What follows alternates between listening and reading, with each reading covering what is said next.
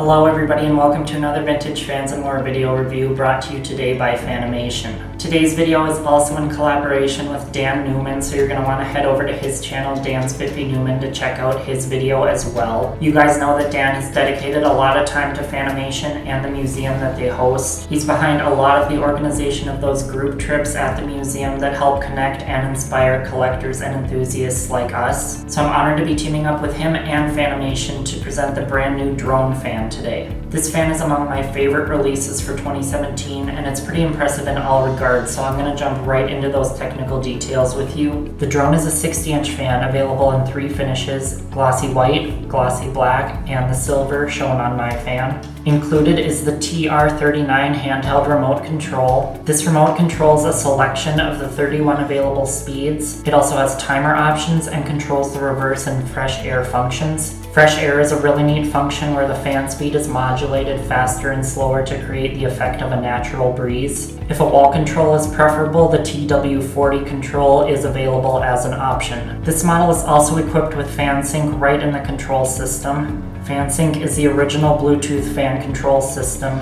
It allows you to use your phone or tablet to control just about any function on the fan. You can fine-tune speed, light, or timer settings, or enable any of the other functions like reverse or fresh air.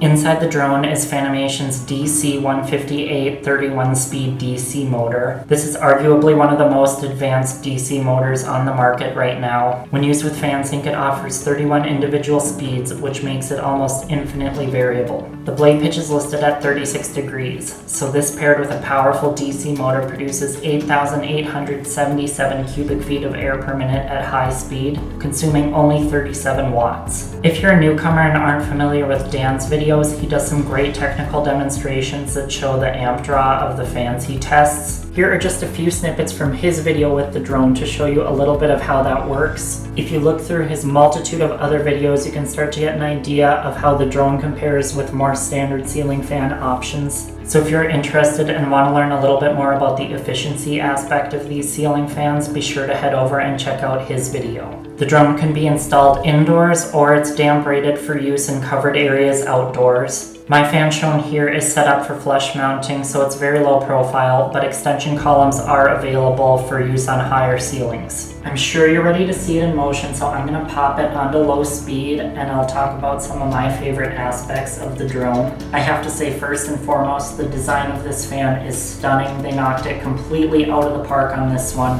These minimalist designs with super efficient DC motors inside have really been taking the fan industry by storm. Everybody is coming out with their own version, but Fanimation really made this one their own. There's really nothing else like it out there, and I can't help but go back to when a lot of us in the fan community used to say that we didn't like fans that looked like spaceships or UFOs. I think this fan looks space age in the best possible way. The other aspect that I'm just absolutely loving about this fan is that it has an aesthetic low speed. I've been waiting so long for a DC motor that could produce this range of speeds. I like a lot of what DC technology has to offer, but one of the hurdles that I just could not get over was how fast the low speeds always were. Those days are thankfully moving behind us, and I'm really excited to see the continued development of this technology. So now I've moved up to high speed, and it's not a super fast fan, but it really doesn't have to be with that 36-degree blade pitch. It's a very quiet fan overall, but it's moving an immense amount of air. Overall, just really impressive performance.